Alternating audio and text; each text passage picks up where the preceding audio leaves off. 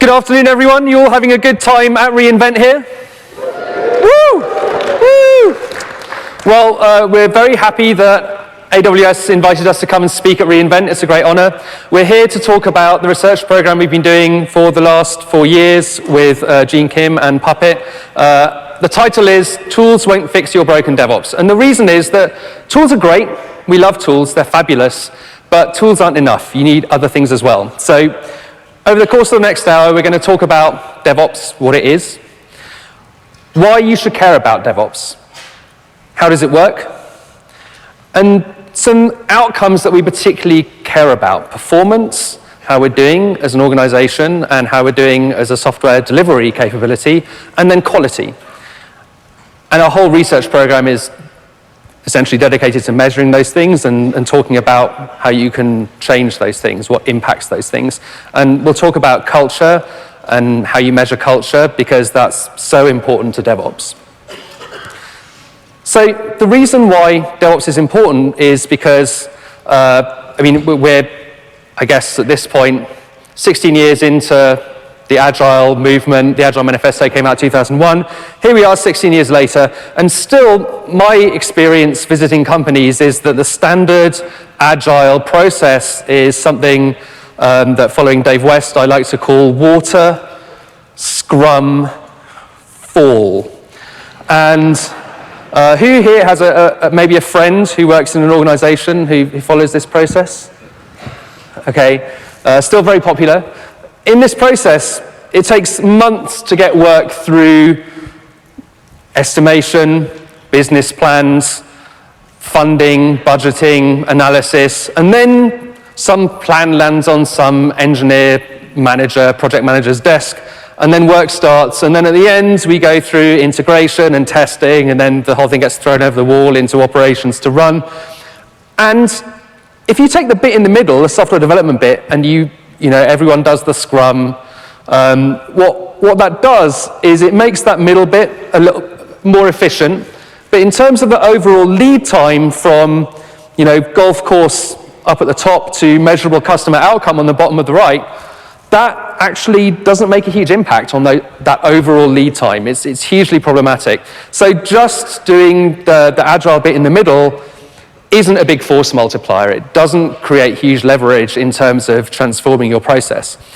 And the question is, can we do better than this? And the answer is, yes, of course we can do better. Here we are at reInvent. So I'm going to show you a slide from Amazon. And this slide is from a presentation of Amazon's in 2011, John Jenkins speaking at Velocity. And this is aggregated across all of Amazon's services. They were making changes to production on average every 11.6 seconds, up to 1,079 deployments in a single hour. On average, 10,000 boxes receiving those deployments, and up to 30,000 boxes receiving those deployments. And based on the presentation at last year's reInvent, they're at least an order of magnitude faster than that now. And this is as they continue to scale their engineering team. And I'd like to point out a couple of things. Firstly, Amazon is heavily regulated. So they're a publicly traded company. They have to follow Sarbanes-Oxley. They also process the occasional credit card transaction, which means that they're PCI DSS regulated. The other thing I'd like to point out is that it took Amazon a substantial amount of investment to achieve this. They had to completely re-architect their entire enterprise systems. It took them around 4 years to do that. There's a paper on ACMQ, an interview with Werner Vogels, where he talks about that transformation and the amount of investment and time it took them to do that. So that was a huge effort. It turns out that Amazon was not alone. There were many other companies who were pursuing this goal, and together with people in all kinds of different industries, we founded a movement, the DevOps Movement. And this is my personal definition of the DevOps movement. It's a cross-functional community of practice dedicated to the study of building, evolving, and operating rapidly changing, secure, resilient systems at scale. So we have a wicked problem, which is that we're building complex distributed systems. They have to be secure, and we have to be able to make changes to them very, very rapidly in order to evolve our products and meet customer needs and organizational goals. So over the last few years, we've been in a research program studying this phenomenon. Or trying to study it, right? Because the challenge is when we're working with these really, really complex systems, how do we figure out if they really deliver value? So when I started working on my PhD and doing my research, I was actually at IBM. And I would go to my manager and I would say, hey, I want to try this thing. It worked with this team over here. And he would say, but that's not us. Who here's heard that? Right? That's not going to work for our team. That might work for their team. It won't work for my team. And so I wanted to find good ways to be able to study the development and delivery of software so that it could deliver value for teams, for customers, for organizations, in generalizable ways. Like Jez said, in generalizable ways that worked for large companies, small companies, highly regulated companies, so that I wouldn't keep hitting this wall or hurdle or something that kept saying, oh, well, that won't work for my team, right? It'll only work over there. It only works for them.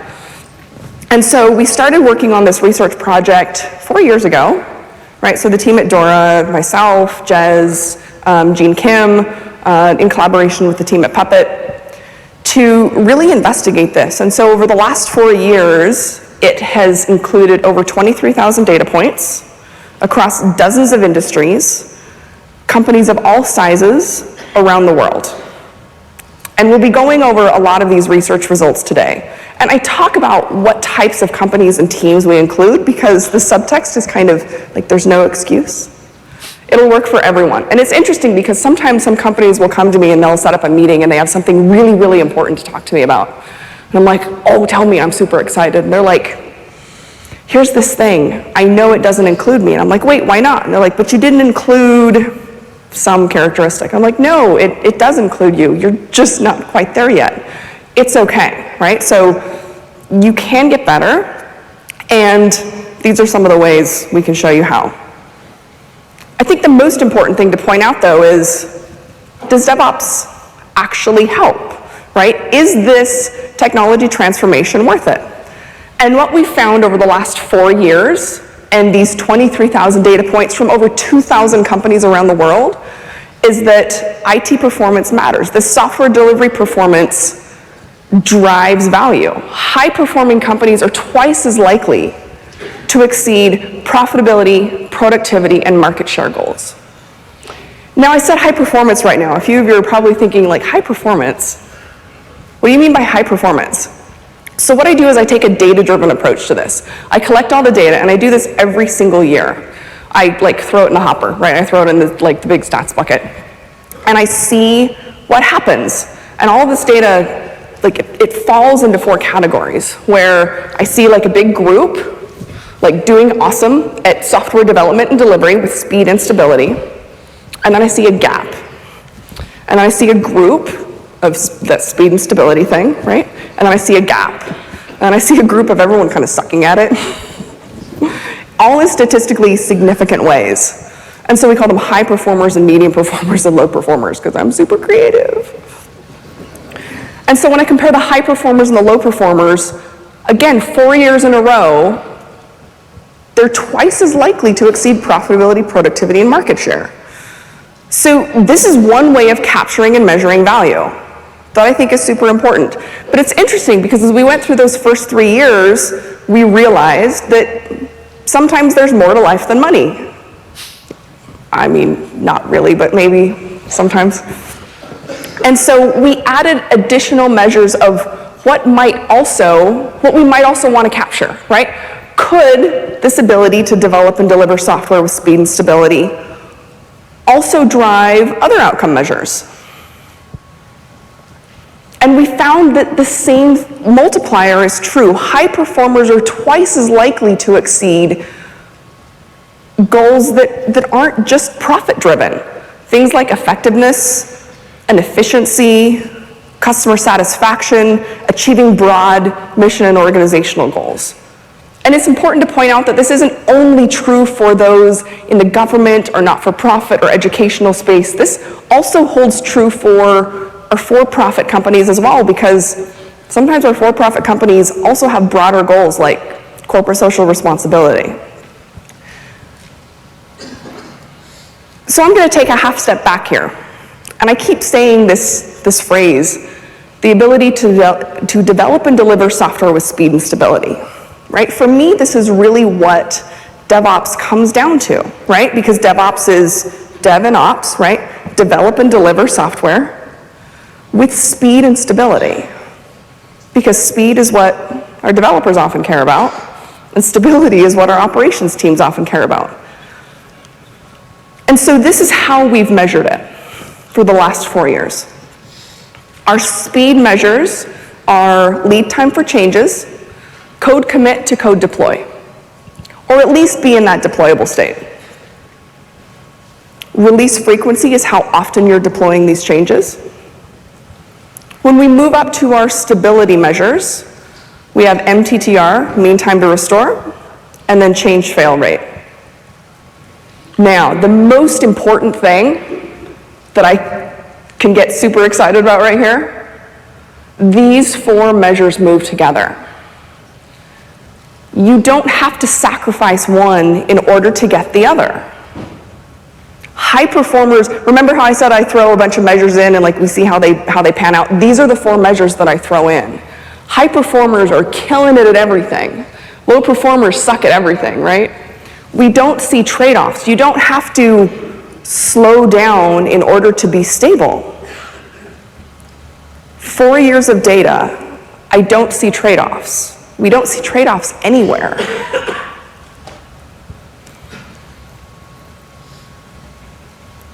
So this is some of the data from the 2017 State of DevOps report. Take a look and see where your team might fall. By the way, these are reported medians. So there are definitely outliers. It's also important to note, we report this at the team level, right? Is anyone here in a really large organization? Right? Okay, so for those of you in large organizations, have you seen some teams that are like really fast, really nimble, and then other teams in that same organization that are just on the struggle bus? That's why we capture this data and we classify software delivery performance at the team level, because we know this is how technology transformations and how software delivery is done, right? It often starts at that team level and then can spread. So take a look, see where you might fall. Now, the most important thing that I want you to take away from this slide is look at the high performers. They are maximizing every dimension.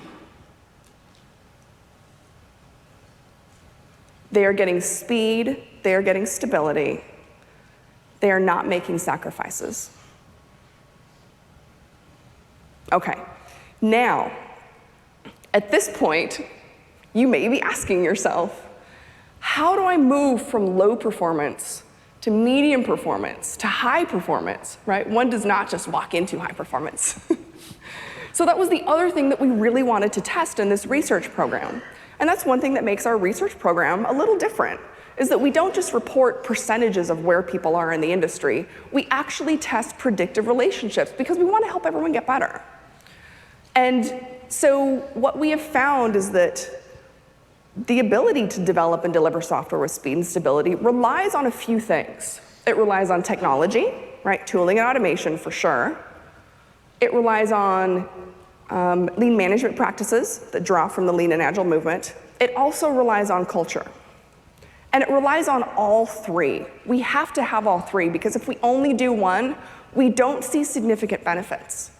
Companies that only approach and attack one strategy don't see good outcomes. Has anyone here ever heard that technology is just a cost center? Right, that is no fun. That comes out of the 80s and the 90s, actually, when companies were just adopting an approach where they would invest in technology, check a box off their year to-do list, and then walk away. We don't see good investment in returns. Now, in contrast, as Jez showed us at the beginning, if we only adopt an approach where we do a lot of Kanban or Scrum, and then we walk away, we also don't see good significant returns. Or even in culture, if we have pizza parties and beer bashes, but we don't make significant investments elsewhere, we don't see the returns. It takes all 3, and it's difficult. but we see returns on investments. And other researchers are finding the same. John Besson out of Boston University also just found something. It was just published in HBR here in 2017, finding that superstar firms are pulling away because they do tech plus. So, as I said, technology, lean management, and culture. Takes all three. So we're going to look at technology first. This is the part of the talk where we dive into the results and show you how these things impact IT performance and the particular things that make up those three different domains we're going to investigate. So this is from the 2015 State of DevOps report. The bolded items just tell you what was new in 2016 that wasn't in 2015. All of these things on the far left together we're going to call continuous delivery. They're the things that, they're the practices, the capabilities that make up continuous delivery. So what you can see here is effective test data management, being able to actually have good test data to run your automated tests, having comprehensive, fast, and reliable test and deployment automation, doing continuous integration and trunk-based development. Who here is practicing continuous integration? Okay, keep your hands up. Keep your hands up. There's a little test here.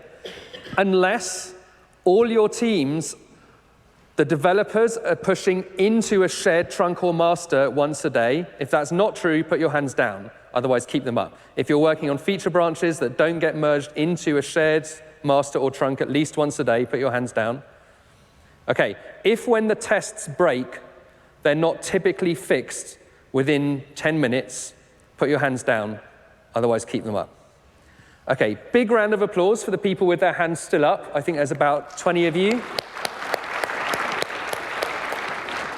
Continuous integration is not running code build against your feature branches and then ignoring the build when it goes red. It's a practice of working off a shared trunk or master and actually fixing the build when it breaks so that you know that the system as a whole, including all the work in process that developers are doing, all integrates together and actually works. The practice of continuous integration. So our data shows very clearly that working off shared trunk rather than long-lived feature branches measurably predicts software delivery performance, speed, and stability. Having all your configuration information to reproduce the production state of your systems in version control is the fourth box. And then incorporating security and security teams into the delivery process rather than having them be downstream post-dev complete. So those things together, we're going to call continuous delivery. And you can see from this how the same practices that allow you to move fast also allow you to create more stable production systems. So one good example of that is having all your configuration in version control so you can reproduce the state of your production environment and having automated deployment so you can deploy into that environment. That helps you in development because it means you can self-service test environments on demand.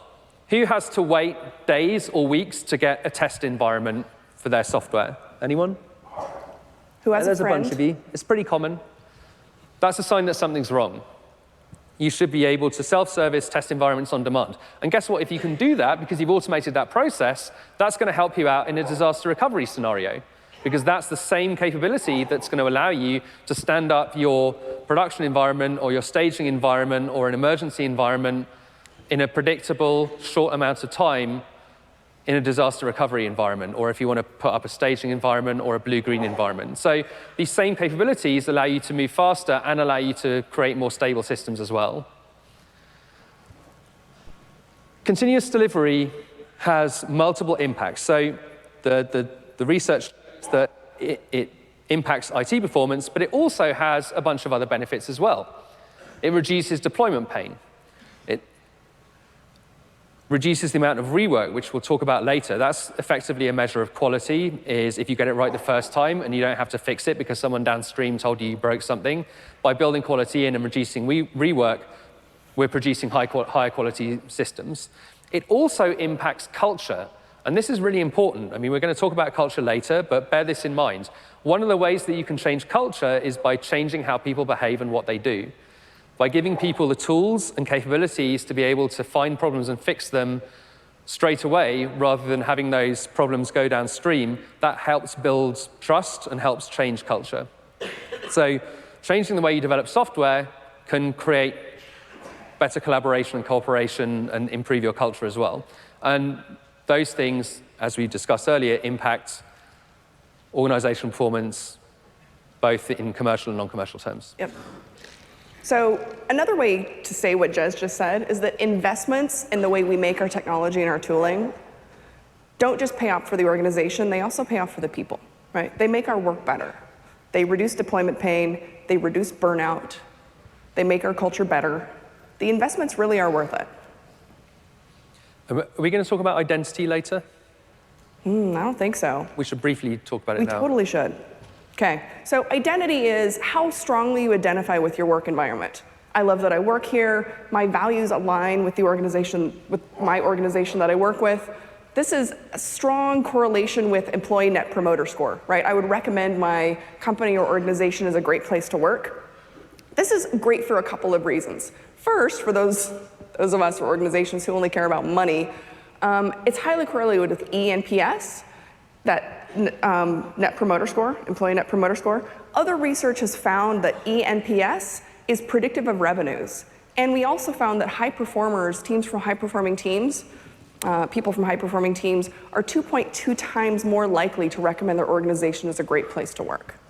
The other reason identity is great is that you see high values alignment with your team and your organization, right? I identify strongly, my team and my organization are probably doing the same things that I care about, right? Because we've made this investment in building good technology. This is important because burnout is, have you all heard burnout's kind of a thing right now in tech? It's a problem, right? Identity and values alignment helps decrease and fight burnout. So it kind of ends up being this double investment in making our work and our lives better. So implementing these practices makes people happier, and happier people, A, are more likely to stay at your organization, and B, will produce better outcomes for your organization as well. Happy cows make happy cheese. Happy people make happy software. And cheese is delicious. So, quality. We talked about quality at the beginning. Quality is hard to measure because it's subjective. Quality is always quality for someone. It's intentional. That's what Jerry Weinberg says, by the way. Quality is quality for someone. So measuring it in a quantitative way is hard. We tried a few different ways to measure it. One already came out when we talked about non-profit organizational outcomes. Another proxy variable for quality that we measured was rework versus unplanned work, which I talked about briefly, but I just want to show you a little bit more depth on this. We asked people what percentage of their time was spent on new work versus unplanned work or rework versus, the other stuff that one has to do when one does software like meetings. And what we found is that high performers were spending 49% of their time on new work versus unplanned work or rework or other work, whereas low performers were spending much less of their time doing new work. So who's ever worked at an organization where you said, we'd love to, please can we do some test automation or implement deployment automation or do some of these technical practices, and your managers told you, we don't have time to do that, we're too busy. We'd love to, but we don't have time. Anyone heard that, or you've got a friend who heard that? All right. So the fallacy in that argument becomes really clear when you see this, because the reason that you're going slowly is because you haven't built quality in, and you're having to do all this rework and all these other meetings.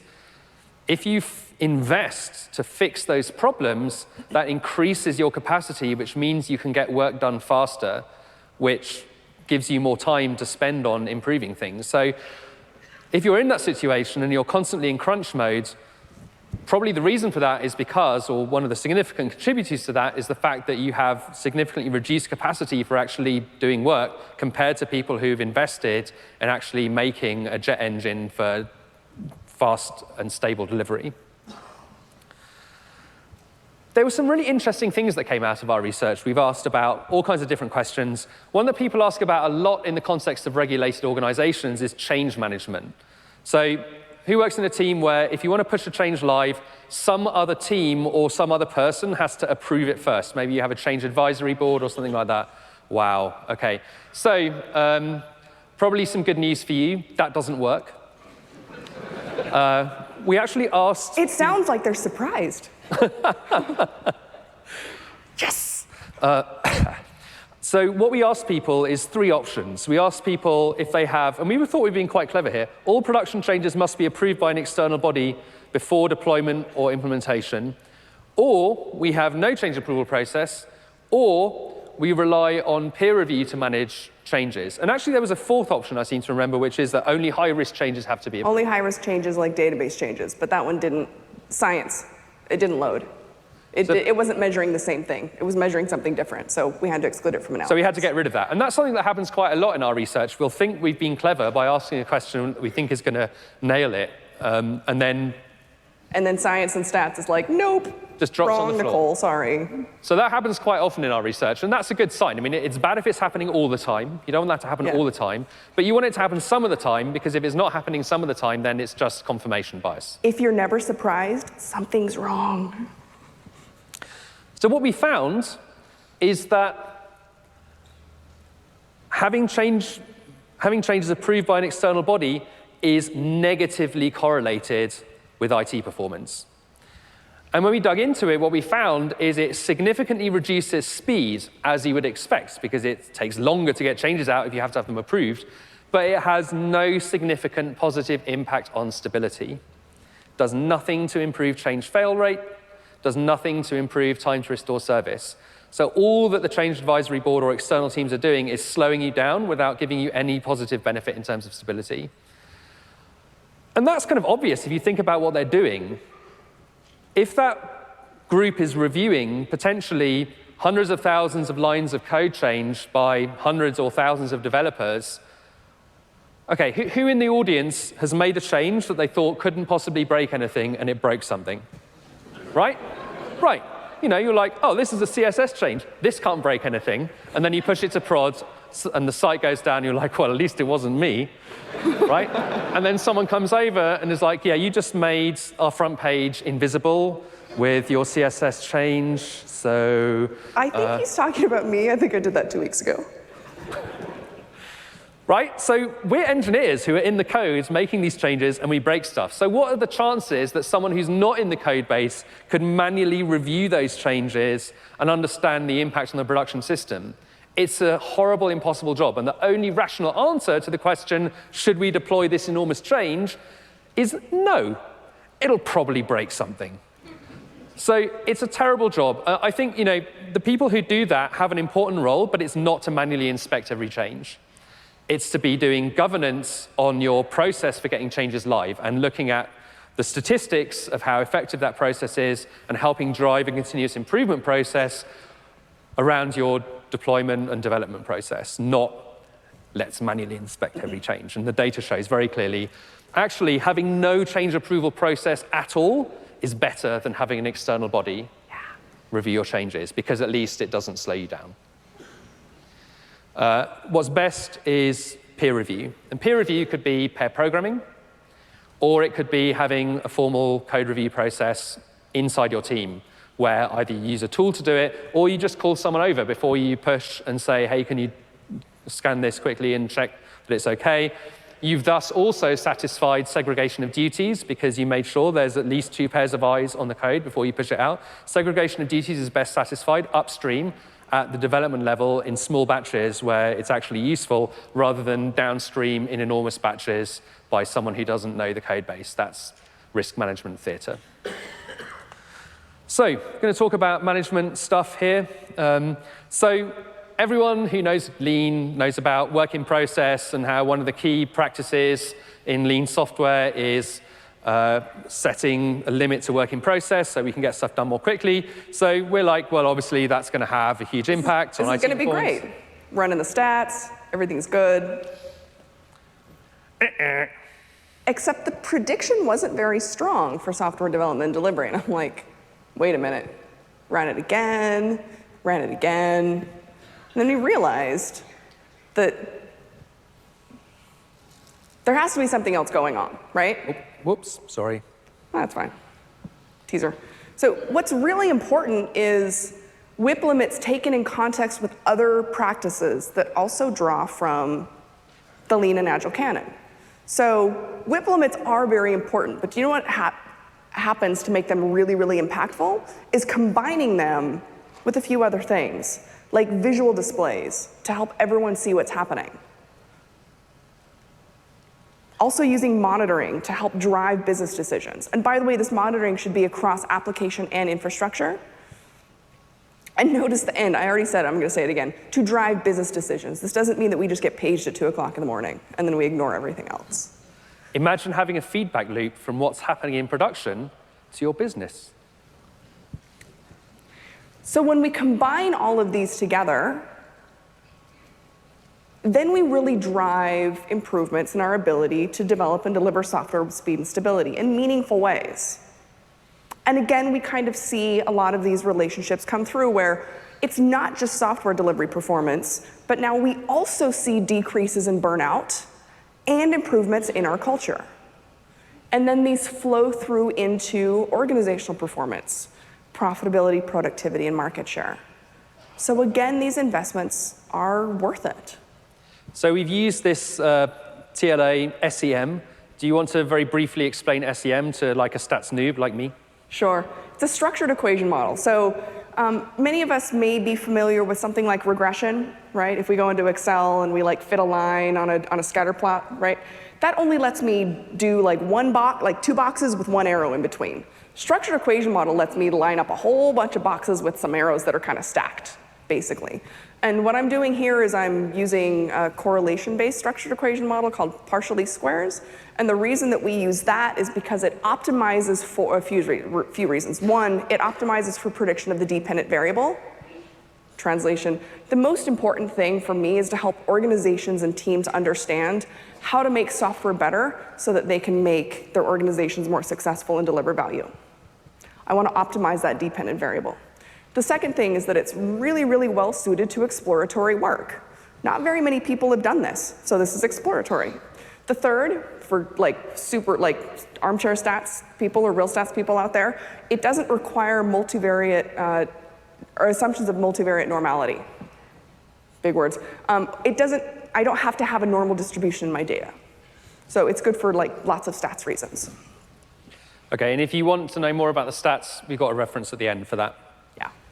So the third thing that we want to talk about in the context of the things that drive performance is product management practices. And what we found is there's technical practices enable effective product management practices, because when you can work in small batches and get changes out in small batches, that allows you to do things like experimentation and other things that we care about in product management that's data-driven, rather than product management that's what's called the HIPPO method, the highly paid person's opinion. So product management, we measured a few different things. All these things on this bulleted list are significant. Working in small batches and the use of MVPs or minimum viable products, basically running experiments. Secondly, having visibility in the flow of work across the value stream by using something like value stream mapping or just some other technique to see where the work is so you can see how we're doing and what's going on. Actually seeking and then acting on feedback from your customers. That turns out to be statistically important, who knew? And then the thing we measured last year, there's so many agile, to use my fingers here, agile organizations where, everyone's taken the 3-day Scrum course or 2-day Scrum course, and now we're taking orders from management standing up instead of sitting down. And now that backlog of work that we can't ever complete is now prioritized and estimated, and now we're agile, woo! Turns out that's not agile. One of the key important characteristics of agile teams is that the people doing the work have some authority to influence the work and the way the work is done. If you have to follow the rules mandated by management on the approved way to do agile, it's not agile.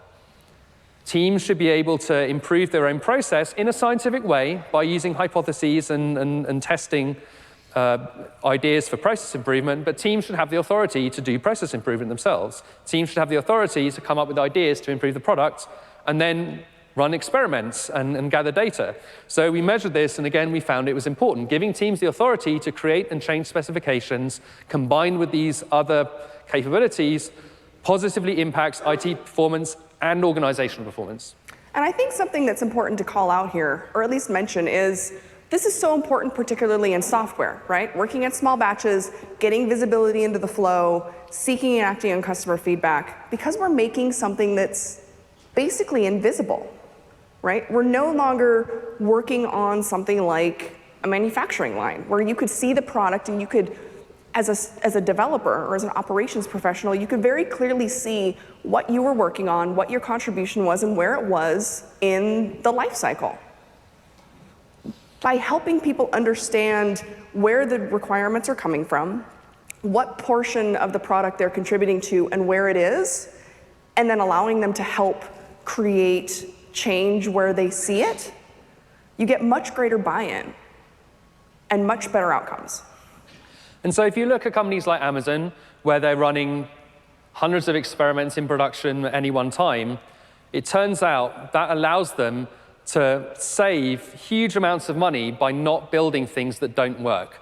So the experimentation team at Amazon used to be led by a guy called Radhika Javi, who then went to Microsoft and runs Microsoft's experimentation team. He has a huge amount of data from A/B tests conducted at Amazon and Microsoft, and he wrote a paper which is referenced here. His data shows that evaluating well-designed and executed experiments that were designed to improve a key metric, only about 1/3 were successful at improving the key metric. If you extrapolate that to software development as a whole, what that tells you is that unless you're actually measuring the impact of your features and not building the ones that don't deliver value, 2/3 of the features that you're building are delivering 0 or negative value. That means you could be spending 3 days of your working week at the casino and still deliver the same value to your business if only you knew the 2/3 of the features that you're building that delivered 0 or negative value to the business. This is why experimentation is so important, so that you can avoid building that, which means that you don't lose the opportunity cost of building stuff that would be valuable to your organization. It means you don't add unnecessary complexity to your software. But Jez, what if I build it just in case? Just in case it's valuable. Just in case it's valuable. Right, so then you've made your software more complex. Yes. You have to maintain those features forever. And then there's the opportunity cost of not building something that would have been valuable instead. So hugely problematic. One of my favorite stories about this also comes from Amazon, so it's lucky we're here at reInvent Ready. It's a story from a guy called Greg Linden. Greg Linden was working on the recommendations team at Amazon, and he had an idea for something that he could build for the products, which was at checkout, it would recommend items that other people had bought who had the same things that you had in your basket. So you've got some stuff in your basket, the recommendations engine looks for other people who bought those things and what else they bought, and recommends you the other things they bought that you haven't bought. So builds a prototype, takes it to his VP and says, hey, what do you think? And the VP of product says, this is a terrible idea. It's going to distract people away from checking out. You shouldn't build it. So Greg Linden, a bit sad, goes back to his desk, takes his prototype, brushes it up, pushes it into production, runs an A/B test that shows that this prototype will substantially increase conversion, and then using the real data goes back to the VP, probably not that happy, but says to Greg, you should go and build this because clearly it's important for our revenue, and then goes and builds it. So who works at a company where against the express demand of your VP, you could push a change into production? Anyone work at a company like that? Okay, well, look around. That's a non-zero number. There's like a bunch of people here who work at companies like that. So you can read this on Greg Linden's blog, which is from 2006. So this is from something that happened before that. He says, I think building this culture is the key to innovation. Creativity must flow from everywhere. Whether you're a summer intern or the CTO, any good idea must be able to seek an objective test, preferably a test that exposes the idea to real customers. Everyone must be able to experiment, learn, and iterate. Position, obedience, and tradition should hold no power. For innovation to flourish, measurement must rule. And of course, as you can imagine, we concur with this sentiment. I'm a fan. Well, I mean, my wallet might not be, but it's fine. So I mean, I think that's a really great segue into culture, right? Because it really is about the technology and the tooling, that's what facilitates it, and lean practices and lean product management practices. But without this culture, we really can't enable any of it. Who here has heard that culture is important in DevOps? Okay, who here has lived under a rock and has never heard that before? Okay, fantastic. So when we started doing this study 4 years ago, we wanted to study culture, but we needed to find the right way to study culture, right? Because what do you mean when you talk about culture? Could I just be talking about national identity and what country you're from? Or are we really talking about breaking down silos and feeling free to share and doing postmortems when there's a failure? That's what we're really talking about, right? And so we decided to take a look and dig into the literature, and we came across this typology of organizational cultures that was proposed by Dr. Ron Westrum. He's a sociologist, and he studies performance outcomes and safety outcomes in high risk and complex fields like healthcare and aviation. And we realized that this fits just what we're talking about, right? When we talk about things like breaking down silos, I see bridging encouraged. When I talk about things like doing postmortems when we have failures and learning from them, I see failure leads to inquiry. He's British, so it's spelled with an E. You're welcome. When we talk about experimenting and being innovative, I see novelty is implemented. So we've studied this for the last few years, and we have found that this is highly predictive of both software delivery performance, your ability to develop and deliver software with both speed and stability, and organizational performance. And it shouldn't be surprising because it's been true in other contexts, and now it's also true in technology. And so have a think about where you stand on this. Yeah, think about it. I'm going to come back to it. We see that low performers have a high correlation with this, what Dr. Westrum calls a pathological structure, just very, very rule-oriented, right? Low cooperation, messengers are shot, right? We don't want to hear bad news. We blame them when they bring it to us. Bridging's discouraged, responsibilities are shirked. Jez's favorite, novelty is crushed. Novelty crashed. Medium performers are very highly correlated with a bureaucratic, rule-oriented environment. Modest cooperation, narrow responsibilities, failure leads to justice. Oh, by the way, this is about 55% of the sample. Pathological, I think, was 20-something%. Now, the generative, performance-oriented culture, this is highly correlated with our high performers. Just over 20% fall here. High cooperation, messengers are trained, and trained to bring us bad news so that we can learn, right? Risks are shared, bridging's encouraged, novelty's implemented. Who here has a friend that might fall in the low? Oh, no one, okay. Oh, you went there. Who here may fall into the bureaucratic category? Handful. Who here is lucky enough to be in a generative organization? Who has no friends? No friends. It's good to think about what type of team you might be on, though, right? And it's also really interesting to think about what this means about information flow, sharing, novelty within your teams. This is how we measure it. It's measured on a Likert type scale. So we have to find ways to study it and measure it, right? I can't just go ask somebody, like, what's your culture like? So we measure it on a scale from 1 to 7, strongly disagree to strongly agree. So here's one way you can measure it on your own teams. This has been open sourced. And my nerd moment was Dr. Westrum emailed me about a year ago now, and he said, I hear you're using my work, can I see it? And he said, we're doing it right. So that's good. So you can capture these 1 to 7 and then average the score across to create what we call a construct. It's a latent construct. So as you read these, you notice it's really about team dynamics, right? We aren't talking about tools or technologies. And what's fascinating is that other people are finding the same things as well, right? So Google decided to study their engineers. For years, they had been studying their managers. Across 37,000, I think 1,000 were managers. They decided to study the 36,000 engineers they had to see what would make just the perfect team. They thought it would be the perfect mix of skills. A Node.js programmer, an R programmer, product manager, Stanford graduate, I don't know. Stanford graduate. Turns out there were no statistically significant correlations at all. Nothing panned out. What was important was team dynamics. Far and above, the most important thing was psychological safety. Do you feel free to take risks with your team? Do you feel free to share? Do you understand what your team members are doing? Number 2 is dependability. Can I depend on my team? 3, 4, and 5 were structure and clarity in the work that you're doing, meaningfulness in your work, and impact, knowing that your work would have a real impact to your company. So it's really interesting because we decided to roll this into some of our research one year.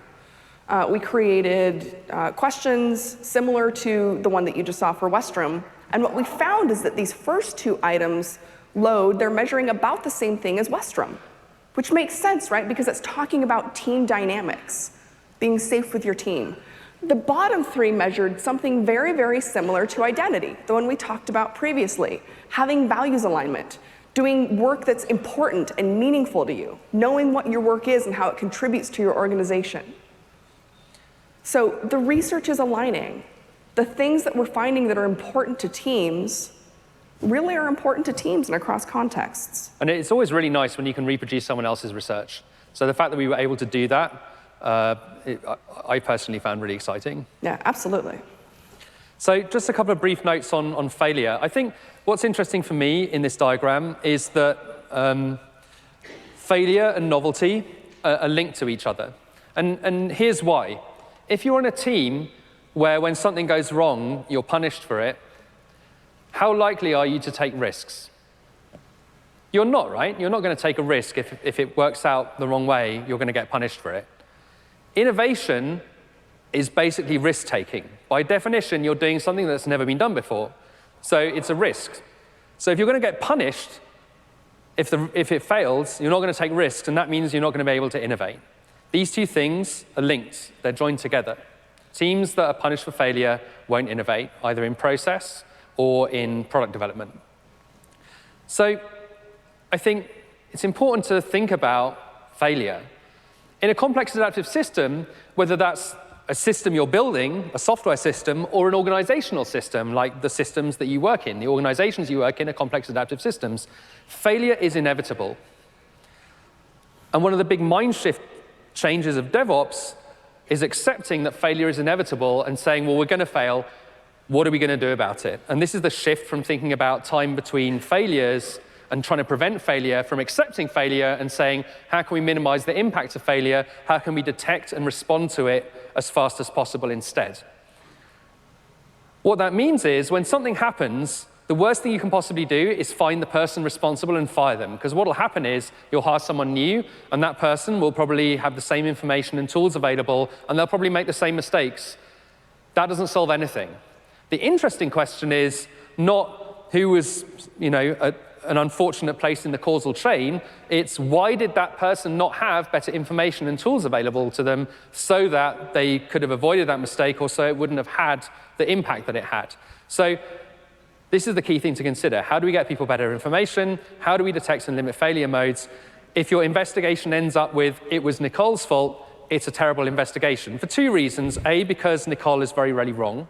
And secondly, because you haven't actually found out why that happens and address that instead. And especially how to keep it from happening in the future. So one of my favorite examples of this is Etsy. This is Etsy 2.0, not the latest Etsy version of Etsy. But this is John Allspore and Rin Daniels at Etsy's annual developer conference. Another annual developer conference, they give away a sweater with 3 arms to the person who caused the biggest production outage in the last year. And the reason for that is, if you get a 404 on Etsy, it's a picture of a sweater with 3 arms. And the reason they do that is because this person has told us something really important about our system that we can then address and make better. So you're not punished for failure. If something happens, it's an opportunity to improve, and we reward people who don't try and avoid that, but actually embrace it. And Rin Daniels has a great blog entry on this where they talk about how when they discovered that this upgrade, which they tested very rigorously using all the normal processes, failed in production, they got on Slack and, sorry, I've missed the transition here with the reference on it, but if you go to Rin Daniels' blog, they have a blog post about how when this went wrong, they got on Slack, and the first question people asked was, how can we help? How can we get together and fix it and swarm on the problem, and then have a post-mortem afterwards to address this problem and fix it? So that culture of not trying to punish people, but actually trying to help them and then improve the process is critical to building a high-performance culture. Actively seeking those opportunities is huge. And by the way, her Twitter handle is @BeerOps. That's how you can find her blog. Yeah. There's another great quote from Kripa Krishnan, who runs cloud operations at Google.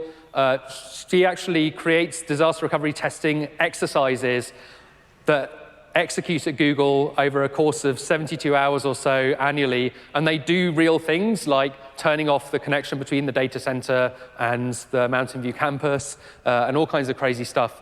So she has a lot of data from doing these kinds of experiments. This is one of the things in her article that really struck me. For DIRT-style events to be successful, an organization first needs to accept system and process failures as a means of learning. We design tests that require engineers from several groups who might not normally work together to interact with each other. That way, should a real large-scale disaster ever strike, these people will already have strong working relationships. So it's about helping create trust and alignment across the organization so that when something goes wrong, you don't panic, you know what to do, you know who to call, you know how to work together because you've done it before. Who here has actually practiced failover to their disaster recovery environment in the last year in a realistic way by actually switching something off? Okay, a bunch of you. So that should be everyone. It's like backups and restore. If you haven't practiced the restore, your backup's no good. Otherwise, it's what, Schrodinger's restore? We don't know if it actually exists. So I'm going to skip forward a bit because I want to leave some time for questions. Yeah. Okay, so big takeaways here is that we can have it all, or at least we can have both tempo and stability, right? The ability to develop and deliver software can come with both. Trade-offs don't have to occur, and I don't actually see it in any of the data across 4 years, 23,000 data sets, 2,000 companies. Another thing, DevOps culture and practices have a measurable impact on IT performance and organizational performance. Profitability, productivity, market share, and you don't just have to trust us. It's showing up in other research as well. So the investment in technology transformations is worth it and real. Culture can be measured and changed through organizational practices, through technical practices. Again, these investments are worth it. And then finally, technology and agility do matter, but it's not enough. Anyone trying to sell you DevOps in a box, it's not going to happen, right? It takes technology plus lean management practices plus culture, and then you can affect real change and drive real impact and value in your organizations and customers. So for more detail, for more information on all the science, we have a book coming out in early 2018. You can also access our research at our website. And if you want more information, you can also assess your organization. So just a couple of things I want to point out. If you want to know more about the science behind it, that's in this book. So if you have detailed questions about the science and how it was conducted, that's in this book. You can pre-order it on Amazon, of course. It's there. On our research page, a couple of things I want to draw your attention to. Number one, if you have to make a business case for this, we have a very detailed and comprehensive white paper on calculating the ROI of doing these things. Yes. The second thing is, just today, we've released a new white paper on managing cloud infrastructure in heavily regulated environments like the federal government. So that white paper is there as well. This is all free. The book's not free, but the research is free. Thank you very much. We have 5 minutes for questions.